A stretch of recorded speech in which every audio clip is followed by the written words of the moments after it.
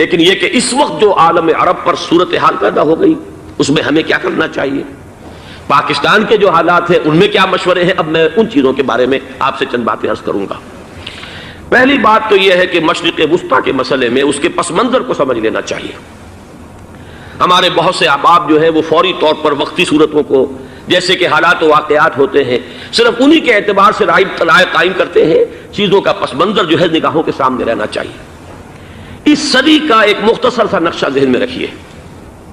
یہ 20ویں صدی کے آغاز کے وقت، جسے ہم پورا کہتے ہیں مڈل ایسٹ، بلکہ صرف مڈل ایسٹ نہیں، پورا شمالی افریقہ سلطنت عثمانیہ کا حصہ تھا، خلافت عثمانیہ۔ لیبیا، الجزائر، مصر، پورا حجاز، یمن، پورا عراق، شام، اور یہ شام ہی کے حصے ہیں در حقیقت، اردن اور لبنان، یہ سب یہ شام عرب، عراق عرب، یہ پورا علاقہ خلافت عثمانیہ یہ اس کا حصہ تھا۔ پہلی جنگ عظیم میں انگریزوں نے عربوں کو بغاوت پر آمادہ کیا، غداری پر آمادہ کیا، انہوں نے خلافت عثمانیہ کے خلاف بغاوت کی، بیج بوئے ان کے دلوں کے اندر نفرت کے، ابھارا انہیں کہ تم ترکوں کے غلام کیوں ہو، تمہیں خود حاکم ہونا چاہیے، تم کھڑے ہو جاؤ، ہم مدد کریں گے، تم بغاوت کرو، تم ان ترکوں کے خلاف ہماری مدد کرو، ہم تمہیں آزاد کر دیں گے، تم اپنے پاؤں پر خود کھڑے ہو جانا۔ یہ بہت ہی ہمارے لیے دردناک المیہ ہے اس پہلی جنگ عظیم کا۔ کرنل لارنس جیسا شخص، برطانوی استعمار، اور اس کے نتیجے میں عربوں نے بغاوت کی۔ اور اس قدر دردناک بات آپ کو بتا رہا ہوں، میں پہلی مرتبہ جب سن 62 میں حج کے لیے گیا مدینہ منورہ میں، ابھی وہ ریل کے انجن کھڑے ہوئے تھے۔ یہ ترکی کے زمانے میں، سلطنت عثمانیہ کے زمانے میں بغداد سے مدینے تک ریلوے لائن تھی۔ یہ پورا ایک عالم سلطنت عثمانیہ، صرف سلطنت نہیں، خلافت عثمانیہ، پوری ٹرینیں جو ہے ترکوں کی اڑائی گئی، ہزاروں ترکوں کو شہید کیا گیا، یہاں تک کہ صحن حرم میں شہید کیے گئے سینکڑوں ترک۔ یہ جرم تھوڑے نہیں ہے، معمولی نہیں۔ آج جس کی سزا مل رہی ہے، معلوم ہونا چاہیے کہ وہ جرائم کون کون سے تھے۔ اب بھی جو لوگ گئے ہیں انہوں نے دیکھا ہوگا، ترکی کا قلعہ موجود ہے اوپر پہاڑی کے اوپر، حرم کا جو سب سے بڑا دروازہ ہے باب ملک عبدالعزیز، اس کے سامنے ایک لائبریری ہوتی تھی، اب تو غالباً وہ بھی گرا دی گئی ہے، اس کے پیچھے پہاڑی پر ترکوں کا قلعہ ہے پرانا، اس پر توپیں موجود تھیں۔ جب بغاوت ہوئی ہے، جو حرم میں آئے ہوئے تھے ترک فوجی، ظاہر بات ہے نہتے، وہ تو نماز پڑھنے آئے ہوئے تھے، ان کو وہاں ذبح کیا گیا ہے، اور ترکوں نے اپنی توپیں استعمال نہیں کی کہ کہیں بیت اللہ کو کوئی اذن نہ پہنچ جائے۔ بہرحال یہ غداری ہوئی ہے پہلی جنگ عظیم کے دوران، اور نہ صرف ترکوں پہ عربوں نے کی ہے۔ جیسا کہ میں نے کہا تھا، دو ہیں سب سے بڑے مجرم روئے ارضی کے اوپر امت مسلمہ کے طبقات۔ ہمارا پنجابی سپاہی بھی جا کر انگریزوں کی مدد کر کے ایلن بی کو قبضہ جو لے کر دیا بغداد کا، اس میں ہمارے مسلمان پنجابی سپاہی بھی شامل تھے۔ یہ خون چکاں باب ہے ہماری تاریخ کا اس صدی کا۔ لیکن اس کے بعد سلطنت عثمانیہ کے ٹکڑے ہو گئے، چیچڑے ہو گئے۔ ایک انگریز نے لکھا ہے یہ جملہ، زہر میں بجھا ہوا جملہ، کہ تاریخ میں یہ بات ثبت ہو جائے گی کہ ایک انگریز نے اس سلطنت کے ٹکڑے کر دیے کہ جو عمر فاروق نے قائم کی تھی رضی اللہ تعالی عنہ۔ یہ پورا عالم، یہ تمام علاقہ کس نے فتح کیا تھا؟ یہ بات ہاتھ بدل گئے تھے، پھر ترک آ گئے، خلافت عثمانیوں کے پاس چلی گئی، لیکن یہ سلطنت تو حضرت عمر رضی اللہ تعالیٰ عنہ کے زمانے سے چلی آ رہی تھی۔ اس کو ایک انگریز کرنل نے، اور اس نے بغاوت میں آمادہ کر کے عربوں کو اور ترکوں کے پیٹھ میں چھرا ڈھپوا کر ان کے ذریعے سے اور ٹکڑے کر دیے۔ لیکن جب جنگ ختم ہوئی، اب انہوں نے کہا کہ اب ہمیں آزادی دیجیے، تو اب انہیں معلوم ہوا کہ غداروں کو دنیا میں کیا ملتا ہے، ٹکڑے کر دیے گئے۔ یہ حصہ عراق یہ انگریز کے پاس رہے گا، شام کا یہ علاقہ یہ فرانسیسیوں کے پاس رہے گا، مصر پر انگریزوں کا تسلط رہے گا، لیبیا اطالویوں کے پاس رہے گا، لے دے کر یہ جو علاقہ تھا حجاز، چونکہ وہاں کچھ تھا ہی نہیں، بوادن غیر ذی زرع، یہ عربوں کے پاس چھوڑ دیا گیا۔ اس وقت جو بادشاہ ہیں شاہ حسین اردن کے، ان کے دادا سب سے بڑے غدار وہی تھے، لہذا ان کو اس علاقے کی بادشاہت دے دی گئی۔ اس کے بعد نجد سے ایک تحریک اٹھی ہے، وہ سعودی جو خاندان ہے وہ نجد سے اٹھا۔ نجد میں اس وقت کچھ بھی نہیں تھا، وہ تو صرف ریت کے تودے تھے اور کچھ بھی نہیں، لہذا ادھر کسی استعماری قوت کو دیکھنے کی ضرورت ہی نہیں تھی. وہ تو بعد میں تیل برآمد ہوا اور اس کی حیثیت ہو گئی، اور یہ امارات کا علاقہ جو ہے اس کی دنیا میں اب گویا کہ یوں سمجھیے کہ جو سب سے زیادہ اہم علاقے ہو سکتے ہیں روئے ارضی کے نقشے پر، ان میں سے ایک وہ ہو گیا. لیکن یہ اس وقت کی بات میں کر رہا ہوں، کوئی حیثیت نہیں تھی، لہذا اس کو چھوڑ دیا گیا. یہ ہے تاریخی پس منظر، یہ لکیریں جو کھینچی گئی ہیں. یہ ایک ملت اسلامیہ کو جو قومیتوں میں تقسیم کیا گیا، پھر نعرے لگوائے گئے المصر للمصریین الشام للشامیین. اب شامی ایک علیحدہ قوم ہو چکے ہیں، مصری ایک علیحدہ قوم ہو چکے ہیں، عراقی ایک علیحدہ قوم ہو چکے ہیں. یہ ساری تقسیمیں استعمار کی پیدا کرنا ہے، اس کا کوئی تعلق اسلام کے ساتھ نہیں. اب ضرورت تو اس بات کی تھی کہ استعمار کے پنجے جب یہاں سے کچھ ہٹے، دوسری جنگ عظیم کے بعد ایک دور آیا، امریکہ ابھرا ہے دنیا کی عالمی سطح پر سیاست میں. اس کے ہاں کچھ آزادی کے تصورات تھے، اس نے بھی سپورٹ کیا. برطانیہ کمزور ہو چکا تھا، وہ اتنے بڑے علاقے کو اب ہولڈ نہیں کر سکتا تھا. ہندوستان بھی آزاد ہوا، پھر یہ کہ اور دوسرے علاقوں سے بھی اس کو پسپائی اختیار کرنی پڑی. استعمار کے پنجے جس طرح بھی ہوئے، ان کے سینوں سے، عربوں کے سینوں سے جو ہے گویا کہ وہ ہٹے. لیکن امریکہ نے ایک اپنی بہت بڑی حکمت عملی جو اختیار کی، عالم عرب کے سینے میں اسرائیل کا خنجر پیوست کر دیا تاکہ یہ کبھی آزاد نہ ہو جائیں، ہمارے انگوٹھے تلے رہے، ہماری پالیسی گورن کرے.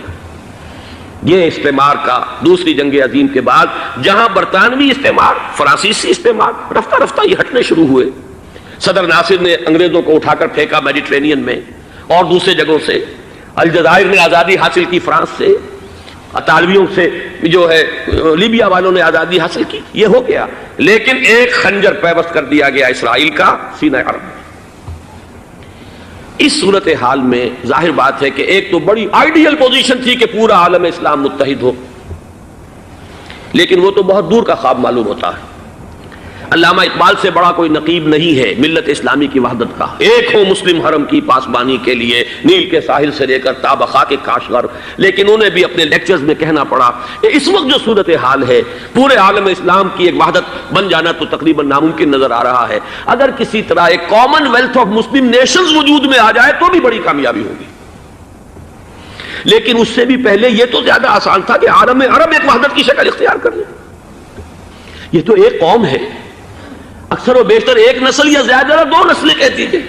شمالی افریقہ میں بربر نسل بھی ہے، باقی تو سب عرب ہے. یہ پورا عالم ایک نسل، ایک زبان، پورے اتنے رقبے کے اوپر بولے جانے والی ایک زبان، یہ تو ایک ہو جائے. افسوس یہ ہے کہ اس کا ایک ہو جانا، ایک شخصیت ابھری تھی جو مذہبی مزاج کی شخصیت تھی، جو دینی مزاج کی حامل شخصیت تھی. اگر اس کی قیادت میں عالم عرب متحد ہو جاتا تو واقعتاً ایک بہت بڑا جو ہے مرحلہ وہ طے ہو جاتا پوری عالمی ملت اسلامیہ کی ایک وحدت اختیار کرنے کا. وہ شخصیت تھی شاہ فیصل شہید کی. اور اس لفظ کے ساتھ ہی آپ کے ذہن میں آ گیا ہوگا کیوں انہیں شہید کر دیا گیا، کس نے کیا کرایا، کہاں سے تعلیم حاصل کر کے آیا تھا وہ جس نے شہید کیا شاہ فیصل شہید کو. اس کی گردن پر کون سوار تھی، وہ یہودی لڑکی کے جس کے فوٹو بھی شائع ہوئے، ایک گردن پر اٹھائے کھڑا ہوا شہزادہ اپنی ایک یہودی دوست کو، لڑکی کو. اور وہی ہے کہ جس نے جا کر پستول سے شہید کیا ہے. جہاں میں اچھی طرح جان لیجئے، جیسے بارہا میں نے عرض کیا ہے کہ حضرت عمر کو شہید کرنے والا کہنے کو ابو لولو فیروز تھا، لیکن اس کے پیچھے پورا ایرانی نسل پرستی کا جو پورا پس منظر ہے، اسے تو ہر شخص جس کی ذرا بھی نگاہ جو ہے جو صرف منظر کو نہ دیکھ رہی ہو، پس منظر کو بھی دیکھنے والی ہو، وہ تو جان دے گی کہ ابو لولو فیروز ایک فرد کا نام نہیں تھا، وہ ایران کا انتقام تھا عالم عرب سے. بالکل اسی طریقے سے یہ امریکی استعمار کا ہتھ کنڈا تھا، اسے محسوس ہوا. شاہ فیصل مذہبی مزاج کا شخص یہ ابھر رہا ہے، اور یہ شاہ فیصل کی حکمت عملی کا ذرا آپ اندازہ کیجئے. لاہور میں سمٹ کانفرنس ہوئی، اس میں وہ آئے، سب سے ٹاورنگ پرسنالٹی پورے اس وقت عالم اسلام کے اندر شاہ فیصل کی تھی. اور وہ گویا کہ ایک بہت ہی جس کو کہا جائے کہ ایک بہت ایلڈرلی، ایک بزرگانہ ایک شخصیت جو ہے، اور انہوں نے اپنی دولت کے دروازے، عرب میں وہ مشہور تھے کہ نہایت خسیس اور بخیل انسان ہے، اس لیے کہ وہاں وہ خرچ کرتے تھے حساب کتاب کے ساتھ، لیکن ان کے خزانے کھلے ہوئے تھے عالم اسلام کے لیے. ادھر بھی مدد ہے، ادھر بھی مدد ہے، ادھر بھی کام ہو رہا ہے، ادھر بھی کام ہو رہا ہے. پھر انہوں نے تیل کا ہتھیار استعمال کر کے ایک دفعہ امریکہ کو دن میں تارے دکھا دیے تھے، لہذا ان کا ہٹایا جانا سین سے یہ امریکی استعمار کے لیے لازم تھا۔ اب لے دے کر رہ گئے کون؟ سیکولر مزاج کے لوگ۔ پہلی اٹمپٹ جمال عبد الناصر نے کی، ناکام ہو گیا۔ قذافی صاحب نے کوشش کی کہ وہ ان کی جانشینی حاصل کر لے، ناکام ہو گیا۔ اب ایک تیسری شخصیت صدام حسین کی، ملحد ہے، اسلام سے کوئی سروکار نہیں، باس کا فلسفہ، سیکولرزم پلس عرب نیشنلزم، یہ اصول ہے۔ لیکن یہ ہے کہ یہ شخصیت ابو بکر ایسی آئی ہے کہ اس سے اس وقت یہ جان لیجئے، میں امریکہ میں بھی عربوں سے مل کر آیا ہوں، سعودی عرب میں بھی اب میں وہ دیکھ آیا ہوں، نوجوان نسل جو ہے عربوں کی، پورا جو دوسرے عرب ممالک ہیں جہاں پر کہ مذہب کا اتنا چرچا ہی نہیں ہے، پورا فلسطینی عرب، جارڈن کے عرب، شامی عرب عوام، وہ سب کے سب صدام کے پیچھے ہیں اس وقت، اس لیے کہ انہیں نظر آ رہا ہے کہ ایک شخص پھر ایسا پیدا ہو کر سامنے آ گیا ہے جو شاید عالم عرب کو پھر یونائٹ کر دے۔ اور یہ ہے اصل وہ شے کہ جو امریکہ کے لیے کسی صورت میں قابل قبول نہیں۔ دولت کے یہ ذخائر، خلیج کی یہ دولت، سیال سونا اور اس کے ذخیرے، اور یہ کسی طریقے سے یہ امریکہ کے زیر اثر نہ رہے، یہ ہے وہ شے جو اسے برداشت نہیں ہے۔ وہ کوئی اربوں کی محبت میں نہیں آیا 2.5 لاکھ فوج لے کر، وہ کوئی شاہی عرب جو خاندان ہے سعودی، اس سے اس کی کوئی دلچسپی نہیں ہے، کوئی پتہ نہیں کہ وہ خود ان کو ہٹا دے اور وہاں پر کوئی جمہوری ڈھانچہ جو ہے وہاں پہ کھڑا کروا دے خود امریکہ۔ اس لیے کہ سعودی عرب میں دیکھ آیا ہوں، حالات اگرچہ ظاہر بات ہے کہ زیادہ گہرائی میں تو وہاں جانے کا موقع ہی نہیں ہوتا، بہت ہی مستبد حکومت ہے، لیکن صاف نظر آ رہا ہے کہ اس وقت دونوں طبقے نوجوانوں کے جو ہے وہ شاہی خاندان کے شدید خلاف ہو چکے ہیں۔ جو وہاں پر جدید مثقف طبقہ ہے، جدید تعلیم یافتہ، جو باہر پڑھ کر آیا ہے امریکہ میں اور کہیں اور وہ کثیر تعداد میں، اب وہ صاف سوال کر رہے ہیں کہ یہ بلینز اور بلینز آف ڈالرز کے جو ہمارا خرچہ آتا تھا، ہمارے ہتھیاروں کے آرڈر جاتے تھے، وہ کہاں گئے؟ کل 65,000 فوج، اور عرب کے پاس، سعودی عرب کے پاس اتنے ٹینک بھی نہیں ہیں جتنے کہ یمن جیسے غریب ملک کے پاس ہے، تو ہمارا روپیہ یہ گیا کہاں؟ یہ ایک سوال ہے جو ہر شخص کے ذہن کے سامنے ہے۔ اب ہمیں اپنے معاملات کو خود سنبھالنا ہوگا۔ اسی طریقے سے جو مذہبی طبقہ ہے، اور وہاں ہے بڑی تعداد میں مذہبی طبقہ نوجوان جن میں بڑا جذبہ ہے، اور ان کا وہ جوش جہاد انہیں جہاد افغانستان تک لے کر آیا ہے۔ سینکڑوں عرب نوجوان یہاں جو ہے شہید ہوئے، اپنے ملک میں تو انہیں بولنے کی بھی کوئی امکان نہیں ہے، لیکن یہاں وہ جذبہ جو اندر اندر پروان چڑھ رہا ہے، وہ جذبہ انہیں لایا ہے، اور افغانستان کی سنگلاخ وادیوں کے اندر انہوں نے جام شہادت نوش کیا ہے۔ وہ طبقہ بھی شدید مخالف ہو چکا ہے کہ انہوں نے امریکیوں کو بلا کر، ان میں یہودی بھی ہیں، عیسائی تو ہے ہی ہے، یہودی ہیں، یہودی عورتیں ہیں، جو کچھ اب وہاں بے حیائی اور بے پردگی کے مناظر نظر آ رہے ہیں۔ یہ سرزمین عرب، میں نے امریکہ میں تقریر سنی ہے، اسنا کے جو فائنل ان کا ایک سیشن تھا، اسلامک سوسائٹی آف نارتھ امریکہ، جس میں میں مدعو کیا گیا تھا، اور اسی لیے میں نے یہ سفر کیا تھا۔ ایک نوجوان نے جو تقریر وہاں پر کی ہے، واقعہ یہ ہے کہ میں حیران رہ گیا اس کی جرأت کا۔ اس نے کہا کہ حضور نے فرمایا تھا کہ جزیرہ نما عرب میں 2 دین جمع نہیں ہو سکتے، اور آج شاہی خاندان کی صرف اپنی حکومت کو بچانے کے لیے امریکیوں کو اتنی بڑی تعداد میں بلا لیا گیا ہے، جن میں موبائل چرچ بھی ہیں، موبائل سینیگوگز ہیں، یہودی مرد اور عورتیں جو ہے دندناتے پھر رہے ہیں آج عرب کی سرزمین پر۔ لہذا جو مذہبی طبقہ ہے وہ اس پر شدید رد عمل جو ہے اس کے اندر پایا جاتا ہے۔ یہ حالات ہیں جو میں آپ کے سامنے چاہتا تھا کہ رکھ دوں۔ یہ وہ شامت اعمال ہے۔ ایک طرف یہ کہ وہ شخصیت جو ہے صدام حسین کی، وہ کوئی پسندیدہ شخصیت نہیں، لیکن یہ کہ اس شخصیت کو تقویت دینے والے بھی تو یہی لوگ تھے۔ انہیں خطرہ تھا ایران کے انقلاب سے کہ کہیں اسی قسم کا کوئی انقلاب ہمارے ہاں نہ آ جائے، لہذا انقلاب ایران کو ایکسپورٹ نہ ہونے دے، اس لیے انہوں نے اسی صدام حسین کو بلینز اور بلینز آف ڈالرز کی مدد دی۔ آج وہی ہے، عربی کی تو ایک کہاوت بھی ہے، سمن کلبک، یا کو لوگ اپنے کتے کو کھلا پلا کے موٹا کرو، کسی روز تمہیں کو کاٹے گا۔ آج وہ تو انہیں کاٹ رہا، لیکن یہ کہ اس کا جو علاج تجویز ہوا ہے وہ انتہائی خوفناک ہے۔ 2.5 لاکھ امریکی، وہ استعمار کے پنجے جو بمشکل عالم عرب کے سینے سے جو گڑے ہوئے تھے اس استعمار نے، مشکل ہٹے تھے کہ ایک دم اب وہاں پر خبریں آ رہی ہیں، فرانسیسی بھی آ رہے ہیں، برطانوی بھی آ رہے ہیں، کہاں کہاں سے فوجیں آ رہی ہیں، اور وہاں پر 2.5 لاکھ تو صرف امریکن آرمی کا، اس میں تقریباً 1.5 لاکھ تو پہنچ چکی، اور جو بھی ہوگا وہاں پر جیسا کہ میں نے عرض کیا ہے اس قدر خوفناک سین ہے۔ میں نے بہت سے حضرات واقف ہوں گے، کئی مرتبہ میں نے حوالہ دیا ہے مولانا سید حامد میاں رحمہ اللہ کا، انہوں نے ایک دفعہ مجھے بتایا تھا کہ احادیث میں جو قرب قیامت کے حالات و واقعات کی پیشن گوئیاں ہیں، ان میں یہ ہے کہ وہ جو آخری جنگ ہونی ہے جو کہ دجال کے خلاف ہوگی مسلمانوں کی، اور جس میں کہ حضرت مسیح علیہ السلام کا نزول ہوگا، جس کے سلسلے میں اس سے پہلے ایک جنگ ہوگی بہت خوفناک، بہت خوفناک۔ اور عجیب الفاظ ان کے یہ تھے کہ اس میں ایک طرف مسلمان اور عیسائی اور یہودی تینوں ہوں گے۔ یہ بات سمجھ میں نہیں آتی تھی کہ مسلمان اور یہودی ایک جگہ کیسے جمع ہو سکتے ہیں۔ آج وہ نقشہ نظر آ گیا ہے۔ آج اسرائیل، امریکہ، سعودی عرب اب یہ ایک ہیں، بلکہ چلتے آئیے مصر، اسرائیل، سعودی عرب اور جو بھی ان کے حواری ہیں وہ سب ایک صف میں کھڑے ہیں، اور ان کے اوپر سیادت کس کی ہے؟ امریکہ کی۔ وہ نقشہ آ گیا ہے۔ اور اس جنگ کے سلسلے میں مولانا حامد میاں رحمہ اللہ نے مجھے بتایا تھا کہ حدیث میں الفاظ آئے ہیں، اتنے لوگ ہلاک ہوں گے، اتنے لوگ ہلاک ہوں گے، اتنے لوگ ہلاک ہوں گے کہ ایک پرندہ سینکڑوں میل تک اڑتا ہوا چلا جائے گا اور اسے سوائے لاشوں کے اور کچھ نظر نہیں آئے۔ یہ نقشہ خاکم بدہن تلا ہوا ہے، کھڑا ہوا ہے۔ جو بھی ہوگا کیمیاوی جنگ، کیمیاوی وارفیئر، کیمیکل وارفیئر، اور پھر ایٹمک وارفیئر، جس کی کھلی دھمکیاں دی جا چکی ہیں۔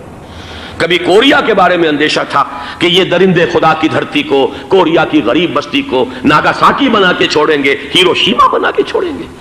آج وہ صورتحال جو ہے عالم عرب پر، heart of the Arab land, اس پر یہ صورتحال بالکل تلی کھڑی ہے۔ اس میں ہمیں کیا کرنا چاہیے؟ میں نے یہ چاہا کہ پورا پس منظر آپ کے سامنے ہو، صرف وقتی سا کوئی ایک نعرہ، وقتی سی کوئی ایک خبر، اس کے حوالے سے ایک جذبات کا معاملہ، پورا ایک پس منظر سامنے رکھیے۔ اب وہ آپ کو شاید میری باتیں جو ہیں وہ سمجھ میں آ جائیں۔ نمبر ایک، ہمیں کسی صورت اس جنگ میں امریکہ کے گھڑے کی مچھلی نہیں بننا چاہیے۔ امریکہ اسلام کے تحفظ کے لیے نہیں آیا، امریکہ حرمین کی حفاظت کے لیے نہیں آیا، امریکہ اپنے مفادات، عالمی مفادات کے تحفظ کے لیے آیا، اور زیادہ سے زیادہ آپ کہہ سکتے ہیں کہ وہ سعودی شاہی خاندان کی حفاظت کے لیے آیا۔ اور بڑا عمدہ مضمون چھپا تھا پچھلے، بلکہ ابھی تک تو وہ تازہ ہی ہے جب تک نیا نہیں آتا، ندا میں، جس کا عنوان تھا اربوں کا چھرا اور اربوں کا گدا۔ سارے پیسے بھی انہیں سے لے رہے ہیں۔ $12 بلین کا ایک چیک لے کر گیا جیمز بیکر۔ اندازہ تو کیجیے دنیا کہاں سے کہاں پہنچ گئی۔ میں حیرت ہوں کہ دنیا کیا سے کیا ہو جائے گی۔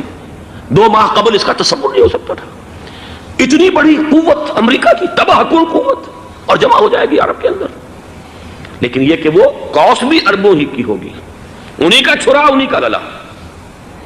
ہمیں کرنا یہ چاہیے، اللہ تعالی ہماری حکومت کو، ہمارے سیاستدانوں کو، ہمارے ذمہ دار لوگوں کو ہدایت دے، وہ امریکہ کے گھڑے کی مچھلی نہ بنے۔ اس کے تحفظ کے لیے یا شاہی خاندان کی حفاظت کے لیے بہت کچھ انہوں نے عیش کر لیے، کافی عیش کر لیے۔ باقی یہ کہ اب جو کچھ ہونا ہے وہ ہونا ہے۔ حرمین شریفین کو تو خود عرب کے لوگ کہتے ہیں کہ کوئی خطرہ نہیں ہے۔ سارا جھگڑا تو وہ تیل کی دولت کا ہے۔ وہ تیل کی دولت جو ہے وہ شمال مشرقی کونے کے اندر ہے۔ بلکہ یہ کہ جو رد عمل پیدا ہوا عالم اسلام میں اور سعودی عرب میں، خود اس کے مذہبی نوجوانوں میں امریکی فوجوں کی آمد کے خلاف اس کا جواب دیا گیا رابطہ عالم اسلامی کی طرف سے کہ یہ جو بھی جنگ کا محاذ ہے، جو فوجیں ہیں، یہ حرمین سے تو 1500 کلومیٹر دور ہیں، تو حرمین کو تو کوئی خطرہ نہیں ہے۔ خطرہ ہے امریکہ کے عالمی مفادات کو۔ آج آپ کو معلوم ہے دنیا 2 طبقوں میں بٹی ہوئی ہے، دی رچ اینڈ دی پور۔ یہ جو اقوام ہیں، جو 6-7 قومیں شمار ہوتی ہیں دنیا کی دولت مند قومیں، ان کے لیے خطرہ ہے کہ یہ اگر ہم ان کا جو سب سے بڑا ذریعہ ہے اس کا صنعت کا، یہ تیل، اگر اس کو کچھ ہو گیا تو ان کی سب کی اکانومی جو ہے وہ دم دھڑام سے زمین پر آ جائے گی، وہ بھی برابر ہو کر رہ جائیں گے دنیا کے دوسرے ملکوں کے۔ یہ اس کی حفاظت کے لیے آئے ہیں۔ ہمارے نوجوان کو آج میں سوچتا ہوں کاش کہ ہمیں معلوم ہو، ہمیں وہ تاریخ دہرانی نہیں چاہیے کہ ہم نے پہلی جنگ عظیم میں انگریزوں کے استعمار کے پنجے گڑوانے کے لیے اپنی جانیں دیں۔ پنجاب کا نوجوان، پنجاب کا مسلمان سپاہی بھی جا کر ایلن بی کو قبضہ دلوانے کے اندر اور بغداد پر قبضہ کرانے میں اس کے تعاون کیا، اس کی مدد کی۔ کیا آج بھی وہی تاریخ اپنے آپ کو دہرائے گی؟ آج ہمارا فوجی جائے گا وہاں پر امریکہ کے تحفظ کے لیے، اس کے مفادات کے تحفظ کے لیے۔ پہلی بات یہ کہ یہ ہرگز نہیں ہونا چاہیے۔ ہونا کیا چاہیے؟ پہلی کوشش یہ ہو کہ یہ بین الاسلامی معاملہ بنے، مسلمان امت آئے، امریکی فوجیں جائیں، فرانسیسی جائیں، برطانوی جائیں۔ ہاں اس صورت میں میں کہتا ہوں پاکستان کا ایک ایک بچہ وہاں جائے اور اپنی جان قربان کر دے، اس لیے کہ یہ قرآن کا حکم ہے۔ بَإِن طَائِفَتَانِ مِنَ الْمُؤْمِنِينَ اقْتَتَلُوا فَأَصْلِحُوا بَيْنَهُمَا فَإِن بَغَتْ إِحْدَاهُمَا عَلَى الْأُخْرَى فَقَاتِلُوا الَّتِي تَبْغِي حَتَّى تَفِيءَ إِلَى أَمْرِ اللَّهِ فَإِن فَاءَتْ فَأَصْلِحُوا بَيْنَهُمَا بِالْعَدْلِ وَأَقْسِطُوا إِنَّ اللَّهَ يُحِبُّ الْمُقْسِطِينَ۔ امت مسلمہ کو حکم دیا گیا ہے اگر مسلمانوں کے 2 گروہ لڑ پڑے تو تم صلح کراؤ، اور اگر ایک فریق زیادتی پر تلا رہے، اڑا رہے، تو اب سب مل کر اس سے جنگ کرو یہاں تک کہ اسے اللہ کے حکم کے آگے جھکا دو۔ پھر اگر وہ اللہ کا حکم مان لے، صلح پر آ جائے، تو پھر عدل و قسط کے ساتھ ان کے درمیان صلح کرا دو۔ یہ ہمیں حکم ہے، مسلمانوں کو حکم ہے۔ لیکن یہ کہ یہ امریکی آ رہے ہیں اور امریکی استعمار اور امریکی مفادات، اور اس کے لیے جو ہے پاکستان کا مسلمان سپاہی بھی جائے، میرے نزدیک کی کسی صورت میں صحیح نہیں۔ مطالبہ بھی ہو رہا ہے، آج ہی غالباً ایک انٹرویو آیا ہے، شاہ حسین کے بھائی جو ہیں حسن بن طلال، انہوں نے بھی یہی کہا ہے کہ اس کو مسلمانوں کو آپس میں اس معاملے کو طے کرنا چاہیے، اس قضیے کو، امریکی فوجوں کو یہاں سے فوراً واپس جانا چاہیے۔ اور یہی بات میں یقیناً تائید کروں گا، تحسین کروں گا، یہی موقف ایران کا ہے۔ ایران عراق کے خلاف جو یو این او کے سینکشنز ہیں، کہتا ہے ہم اس کی پابندی کریں گے، لیکن امریکہ کو یہاں سے نکلنا چاہیے۔ یہ مسلمانوں کا اپنا معاملہ ہے، وہ آپس میں طے کریں۔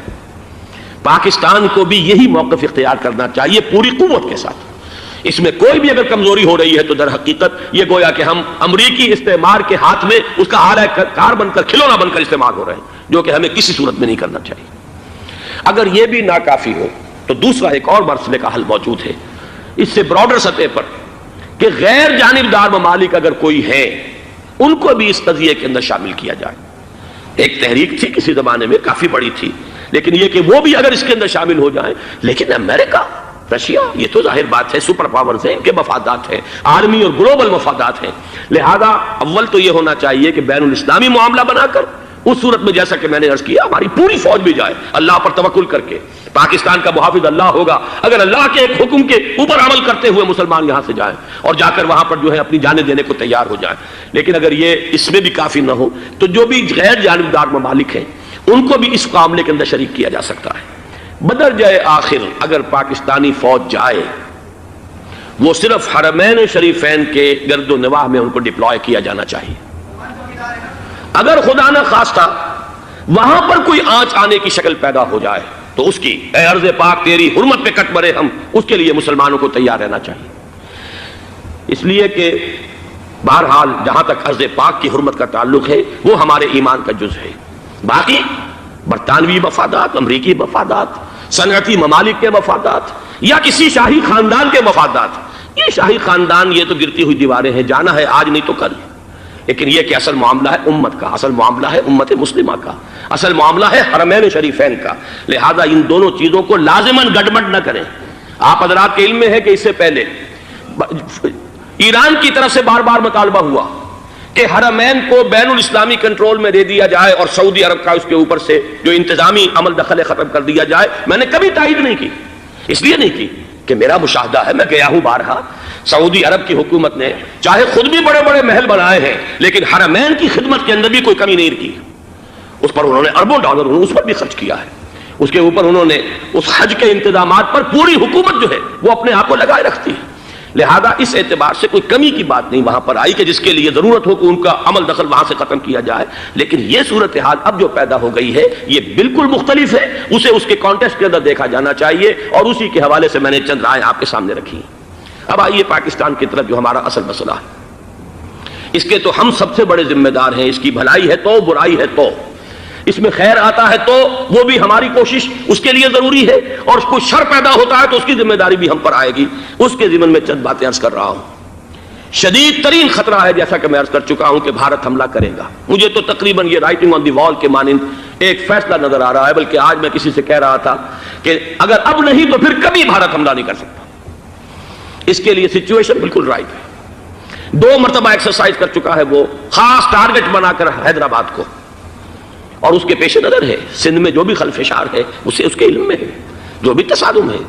اب بھی اگرچہ اس وقت کی جو ہماری اندرونی سیاست ہے یہ اس کا کرشمہ سامنے آیا ہے کہ جی ایم سید صاحب کو ایگزونریٹ کیا جا رہا ہے، ان کو محب وطن کا خطاب دوبارہ دیا جا رہا ہے۔ وہ شخص جس نے اسلام کے خلاف انتہائی زہریلی باتیں کی ہیں، وہ شخص جس کی کتاب اب پاکستان ٹوٹ جانا چاہیے، وہ لاکھوں کی تعداد میں ہندوستان سے چھپ کر آئی ہے، یہاں تقسیم ہوئی ہے، آج اسے سند دی جا رہی ہے۔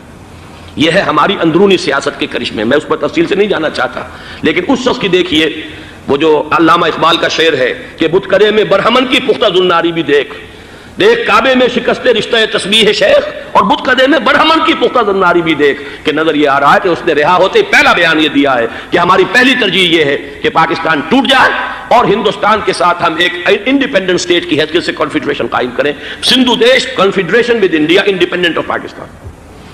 پھر دوسری ترجیح بھی ہے، تیسری آخری ترجیح یہ ہے کہ پاکستان کو 5 ریاستوں میں تقسیم کر دیا جائے اور ایک لوز کانفیڈریشن ہو، بس اس کے سوا کچھ نہیں۔ 5ویں بھی وہ اردو والوں کے لیے نہیں، مہاجرین کے لیے نہیں، ان کے لیے تو ان کے پاس کچھ نہیں ہے۔ 5ویں بھی پنجاب میں سے کاٹ کر سرائیکی صوبہ بنایا جائے اور سندھ میں تو بہرحال اردو بولنے والوں کو سندھی بن کر رہنا ہوگا۔ یہ اس شخص کا رہائی کے بعد بھی بیان ہے جسے آپ سند دے رہے ہیں کہ وہ محب وطن ہے اور وہ غدار نہیں ہے، وہ پاکستان کا مخالف نہیں ہے۔ بہرحال یہ حالات جو ہے انتہائی خوفناک ہیں ہمارے۔ آج کشمیر میں جو صورتحال ہے ہندوستان کے لیے انتہائی تشویشناک ہے۔ جو بدنامی اس کو مل سکتی تھی مل چکی ہے، اور یہ آپ نے دیکھ لیا وہ امریکہ بہادر جو 1.5-2 لاکھ آدمی لے کر پہنچ گیا سعودی عرب میں، اس نے انگلی تک نہیں اٹھائی ہے کہ کشمیر میں بھارت کیا کر رہا ہے۔ یہ ہے ان کی ڈبل سٹینڈرڈز، یہ ہے ان کی بے ایمانیاں کہ بھارت جو کچھ کر رہا ہے وہاں۔ آج اگر ظلم ہو رہا ہے کویت میں عراقیوں کے ذریعے، پورے ورلڈ ٹیلی ویژن پر، CNN پر، فلاں پر اور اخبارات میں، آج بھی ایک لمبا مضمون میں نے اخبار میں پڑھا ہے، لیکن یہ ہے کہ کشمیر میں کیا ہو رہا ہے کہیں تذکرہ نہیں ہو رہا۔ یہ ہے دنیا کے اندر دیانت اور امانت اور شرافت کا حال، اور بین الاقوامی سیاست جو ہے اس کے ڈبل سٹینڈرڈز۔ لہذا جو بدنامی بھارت کو آ سکتی تھی وہ آ چکی ہے۔ ہندوستان سے ایک نوجوان مسلمان صحافی دہلی سے آئے تھے، نئی دنیا ایک پرچہ نکلتا ہے اس کے طرف سے وہ دورہ کر کے گئے ہیں، مجھ سے بھی لاہور میں ملے تھے، تقریباً 1 مہینہ 1.5 مہینہ ہوا۔ ان کے الفاظ سن کر میں کانپ گیا تھا۔ انہوں نے کہا تھا کہ بھارت کی حکومت اس کے اوپر تلی ہوئی ہے کہ چاہے ایک اور آخری کشمیری کو بھی ہلاک کرنا پڑے، وہ کشمیر کے اندر کبھی بھی کوئی معاملہ جو ہے کشمیر کی آزادی یا کشمیر کو پاکستان کے لیے جانے کے لیے تیار نہیں ہے۔ کیا بگڑے گا اس کا؟ آپ سمجھیے کہ اگر 80-90 کروڑ قوم کی ایک قوم ہے، 1 کروڑ آدمی ختم کر دیں، ان کا دل تو جو ہے اس پہ دکھے گا نہیں۔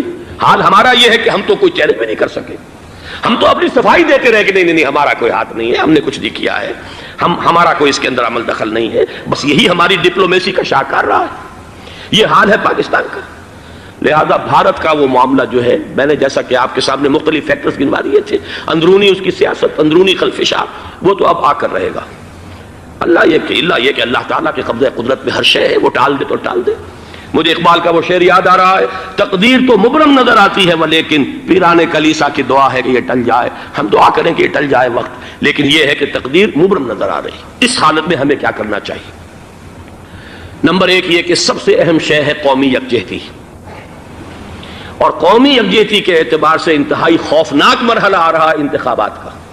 انتخابات میں تو کچھ نہ کچھ فساد، کچھ نہ کچھ دنگا، کچھ نہ کچھ ہنگامہ، ایک دوسرے کے خلاف کیچڑ، ایک دوسرے کے خلاف الزامات، بوچھاڑ، یہ تو بڑھتے ہیں۔ بھارت میں بھی قتل و غارت گری ہو جاتی ہے کچھ نہ کچھ۔ لہذا یہاں پر بھی پیر پگاڑا صاحب جو ہمیشہ سے کہتے چلے آ رہے ہیں فیملی پلاننگ، آج پھر ان کا جملہ آ گیا ہے کہ شاید اس انتخابات میں فیملی پلاننگ کے ذریعے سے کوئی بہت بڑا کام ہو جائے۔ پہلی بات تو یہ ہے کہ میں نے اب تک یہ کہا ہے کہ انتخاب کسی صورت میں پوسٹ پون نہیں ہونے چاہیے۔ اب بھی میں یہ کہتا ہوں کہ اگر تو انتخابات کا بدل صرف ایک ہے اور وہ مارشل لا ہے، تو پھر مارشل لا سے تو بہتر ہے کہ وہ انتخابات ہوں چاہے اس میں کوئی خلفشار بھی ہو، اس لیے کہ مارشل لا کا مطلب جو ہے وہ تو سندھ کے اندر ایک ناگزیر دھماکہ ہو جائے گا، تباہ کن، خوفناک، اور پھر بھارت کو کچھ کرنے کی ضرورت نہیں ہوگی، کیا کرایا اسے سارا معاملہ سندھ کے اندر سے مل جائے گا۔ مارشل لا ہرگز نہیں ہونا چاہیے۔ وہ بات جو سن 80 میں نے 18 اگست 1980 کو کہی تھی ضیاء الحق مرحوم سے، آج پھر اسی بات کی میں تکرار کر رہا ہوں، اعادہ کر رہا ہوں۔ مارشل لا پاکستان کے لیے سوسائڈل ہے، لیکن ایک آلٹرنیٹ سامنے آیا ہے۔ ایک تو پشاور ہائی کورٹ کا ورڈکٹ آ گیا، اور یہ کہ کچھ اور لوگوں کی طرف سے بھی باتیں آئی ہیں۔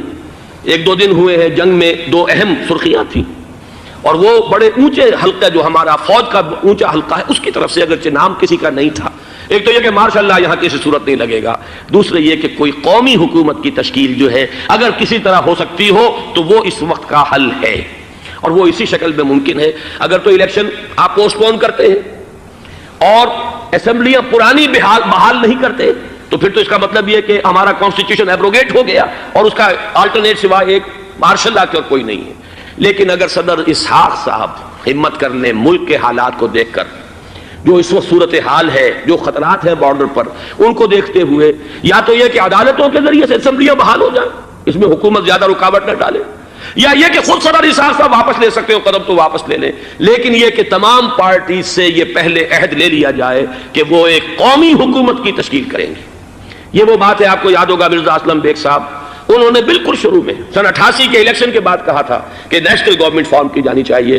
اس وقت تو کسی نے دھیان نہیں دیا، پیپلز پارٹی بڑے نشے میں تھی، اس کو خاص طور پر سندھ میں جس طرح کا واک اوور ملا تھا، اس کا ایک نشہ تھا اس کے دماغ پر، اس لیے وہ سوچنے پر تیار نہیں ہوئی۔ لیکن یہ کہ وہ جو ایک فارسی میں کہا جاتا ہے کہ ہر چے دانا کنت کنت نادا لیک بعد از خرابی بسیار، اب اس خرابی بسیار کے بعد بھی اگر عقل آ جائے اور ایک نیشنل گورنمنٹ بنائی جا سکے اور اس کے حوالے سے الیکشن کو پوسٹ پون کیا جا سکے، تو میرے نزدیک یہ رائے پوری قوت کے ساتھ دی جانی چاہیے، پیش کی جانی چاہیے، اس لیے کہ الیکشن اس وقت جس خلفشار کا سبب بن جائے گا، ذریعہ بن جائے گا، اس کو تو گویا کہ اور بھارت کے جو گھناونے عزائم ہیں ان کو اور تقویت دینے کا سبب اور ذریعہ بن جائے گا۔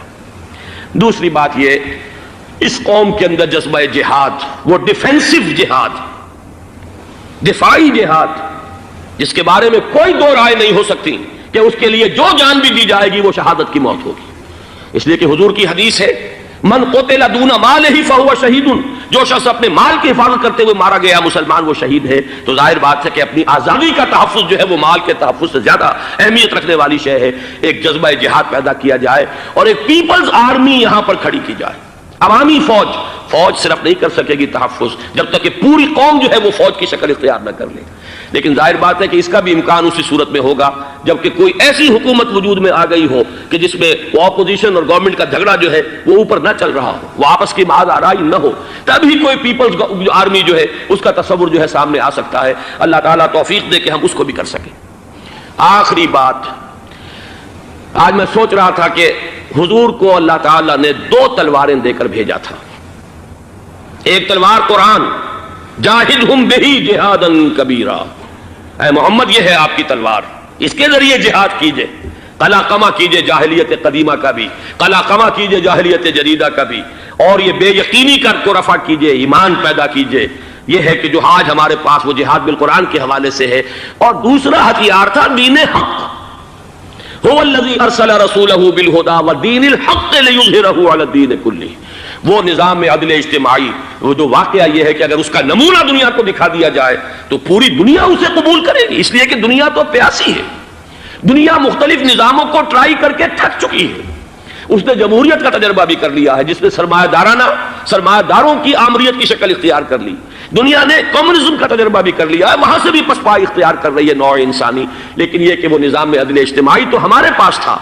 پچھلے سال آپ کو یاد ہوگا یہاں پر دسمبر کے مہینے میں اس کے اوپر سیمینار ہوئے تھے، سیاسی نظام، معاشی نظام، معاشرتی نظام، اخلاقی نظام، وہ پورا نظام زندگی جو ہے وہ ہمارے پاس ہے جس کے لیے یہ ملک لیا گیا تھا، اسلامی انقلاب برپا کر کے، اور یہاں پر اس دین کو قائم کیا جائے۔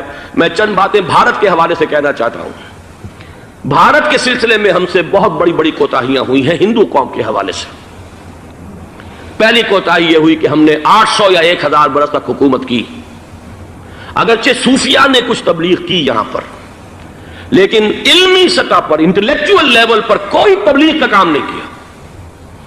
ہندوؤں کی جو اعلیٰ ذات کے لوگ ہیں، اور ہندو ذہن ہے فلسفیانہ ذہن، اس فلسفیانہ ذہن کو ہم نے کبھی سمجھنے کی کوشش نہیں کی، اس تک ہم نے دین کی دعوت کو نہیں پہنچایا۔ ہم نے جہاد بھی سیف کر کے انہیں زیر تو کر لیا، ان پر حکومت تو کی، لیکن یہ ہے کہ جہاد بالقرآن کے ذریعے سے ان کے نظریات، ان کے افکار، ان کے عقائد، ان کے نظریات باطلہ کا علاج نہیں کیا۔ یہ ایک بہت بڑا جرم تھا کہ ہم نے یہاں پر 1000 برس تک حکومت کی لیکن یہ فرض منصبی ادا نہیں کیا۔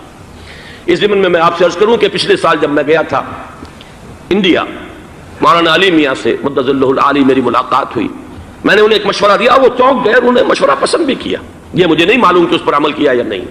میں نے ان سے عرض کیا کہ آپ ندوۃ العلماء میں سنسکرت کی تعلیم لازم کر دیں تاکہ یہاں کا عالم دین جو نکلے وہ ہندو جو مذہب کی کتابیں ہیں ٹاپ کی امہات کتب ان کو بھی سمجھ سکتا ہو۔ جب تک آپ ہندو ذہن کو نہیں سمجھیں گے اسلام اس کے سامنے پیش نہیں کر سکتے۔ لہذا ایک کام تو ہمیں یہ کرنا ہے، اور میں نے شاید آپ میں سے جو حضرات بھی میثاق پڑھتے ہیں ان کے تو علم میں یہ بات ہوگی کہ میں نے شاہ ولی اللہ دہلوی رحمۃ اللہ علیہ کا ایک قول جو ہے نقل کیا ہے، ہندوستان ہی کے ایک رسالے میں وہ ان کا قول جو ہے اس کو کوٹ کیا گیا تھا، وہاں سے میں نے نقل کیا کہ انہوں نے فرمایا کہ ایک وقت آئے گا کہ ہندو قوم کے اعلیٰ ذات کی اکثریت اسلام قبول کر لے گی. اللہ کرے کہ وہ کام ہو. وہ بھی ہوگا تو جہاد بالقرآن کے ذریعے سے ہوگا. دوسری دو کوتاہیاں کیا ہوئی؟ دیکھیے میں اس کی مثال دے رہا ہوں. ہم نے اب تک اسلام کے لیے جو نعرہ بازی کی ہے اس کا نتیجہ یہ نکلا، ہندو کو ہم نے بیدار کر دیا، چوکنا کر دیا، منظم کر دیا، اپنے خلاف کھڑا کر دیا، اور ہم نے کچھ کیا نہیں. اس کی ایک سادہ مثال دے رہا ہوں. چپ راس چپ، چپ راس چپ، خاکسار تحریک، دہل گیا تھا پورا ہندوستان.